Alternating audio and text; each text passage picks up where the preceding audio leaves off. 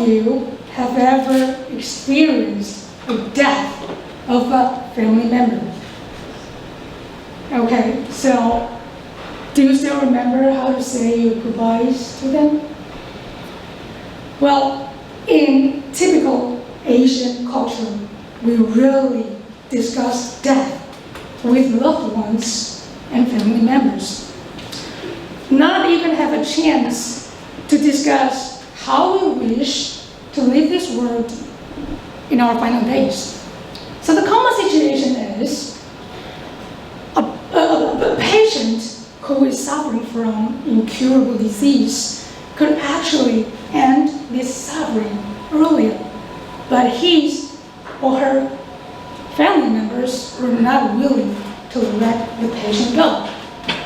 This could actually bring a lot of painful to the patient and also bring pressures to the patient's family. My grandma was suffering from diabetes, high blood pressure, and depression in her 80s. During her last several months, she had to stay in a hospital. I remember one day, she was bleeding without reason. Tons of blood kept coming out from her anus and covered the bed. She was in a coma, and the doctor was waiting for a call on whether or not to give my grandma first aid. Well, of course, the answer is yes, because no one wanted to be the killer, to say, no, I don't want to save her life. So eventually, my grandma was saved, but in a huge pain, because she can't even talk, drink, or eat after regaining consciousness.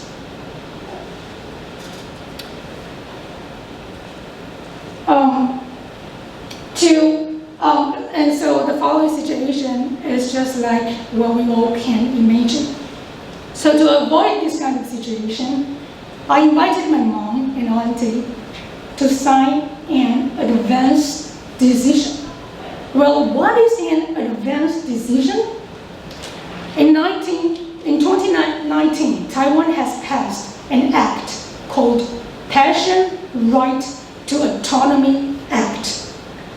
This is probably the first act in Asia to protect patients' rights of medical autonomy. This act ensures patients to be the first to receive information of their conditions, and also to ensure the patients will not be excluded from decision making. Also, under specific medical situation, patients could even be entitled to choose whether or how to receive medical treatment in advance.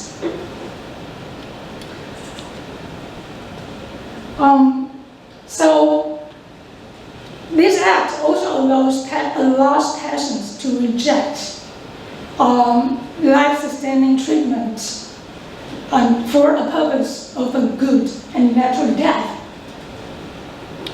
so that others' ideas should not override patients' independent wills. What a perfect act! The act immediately caught my attention and triggered my desire to sign an advance decision.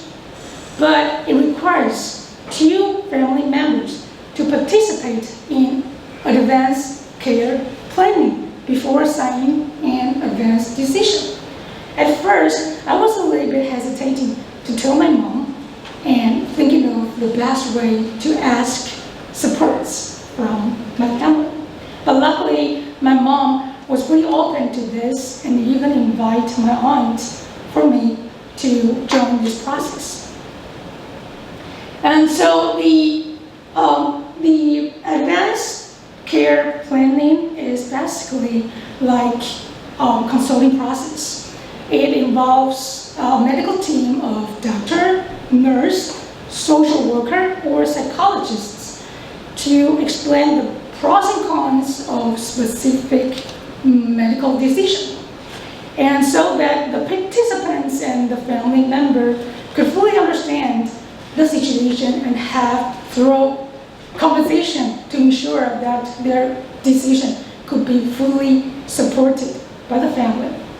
So it basically says when a patient falls into any of the 5 conditions: 1, terminally ill, and 2, irreversible coma, and 3, permanent vegetative status, and 4, severe dementia, and 5, government-approved diseases.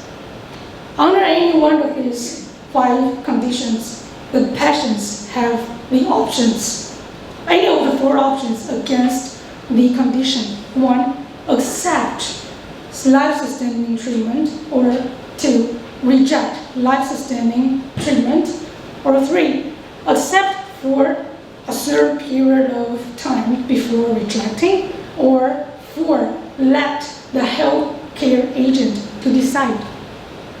So the whole advanced care planning is about 2 hours. And I was so glad that after consultation, we all signed advanced decision. I really appreciate my mom and aunt to be my witnesses and supported my decision. I also appreciate that we have this act to release families from the toughest decisions and help medical professionals to execute their duties more easily. So now I'm pretty much sure that at least in my final quote call, I know how I could leave this beautiful world with my own decision. Back to Tianli.